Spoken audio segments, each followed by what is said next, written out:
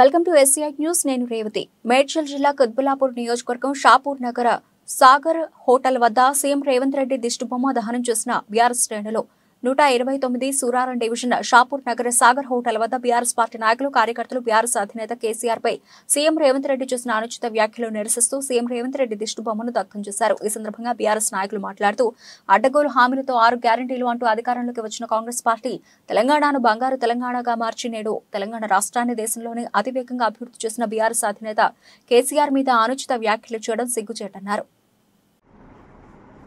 ఈరోజు తెలంగాణ రాష్ట్రం ఏర్పడిన తర్వాత బంగారు తెలంగాణ దిశగా అడుగులెడుతున్న సమయంలో మన జరిగినటువంటి ఎన్నికలలో కాంగ్రెస్ పార్టీ ఒక మోసపూరితమైనటువంటి హామీలు అవన్నీ 6 గ్యారంటీలని 420 హామీలు ఇచ్చి గద్దెనెక్కినటువంటి రేవంత్ రెడ్డి గారు మరి ఈరోజు మన అపర భగీరథుడు కేసీఆర్ గారు మరి బంగారు తెలంగాణ దిశగా ఈ రాష్ట్రాన్ని తీసుకెళ్ళి మరి దేశవ్యాప్తంగా ఈరోజు ఒక దిక్సూచిగా ఒక మోడల్ తెలంగాణగా మరి దేశానికి ఈరోజు మోడల్గా ఉన్నటువంటి తెలంగాణ రాష్ట్రాన్ని ఏర్పాటు చేసినటువంటి వ్యక్తిని పట్టుకొని మరి నోటికి వచ్చినటువంటి అనుచిత వ్యాఖ్యలు చేస్తూ ఉన్నారు. మరి ఒక ముఖ్యమంత్రి స్థాయిలో ఉండి కూడా ఇటువంటి అనుచిత వ్యాఖ్యలు చేయడం చాలా దురదృష్టకరం. మేము నిజంగా కూడా మా బీఆర్ఎస్ పార్టీ సైనికులందరం కూడా కార్యకర్తల ముక్తకంఠంతో మేము వ్యతిరేకిస్తున్నాం. మీరు ఖచ్చితంగా ఇమ్మీడియట్గా మీరు మీరు చేసినటువంటి వ్యాఖ్యలకు తక్షణమే క్షమాపణ చెప్పాల్సిన అవసరం ఉంది. ఎందుకంటే మీరు కూర్చున్నటువంటి కుర్చీ ముఖ్యమంత్రి స్థాయిది, ఆ యొక్క స్థాయిని దిగజారు చేస్తున్నారు మీరు చేస్తున్నటువంటి వ్యాఖ్యల వల్ల.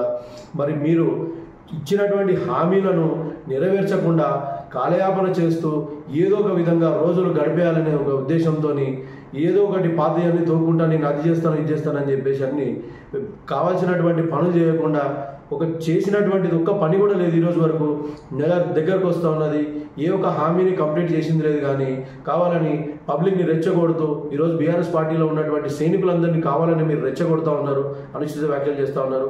దీన్ని మేము మొత్తం బీఆర్ఎస్ పార్టీ సైనికులందరం కూడా ముక్త ఖండంతో వ్యతిరేకిస్తున్నాం.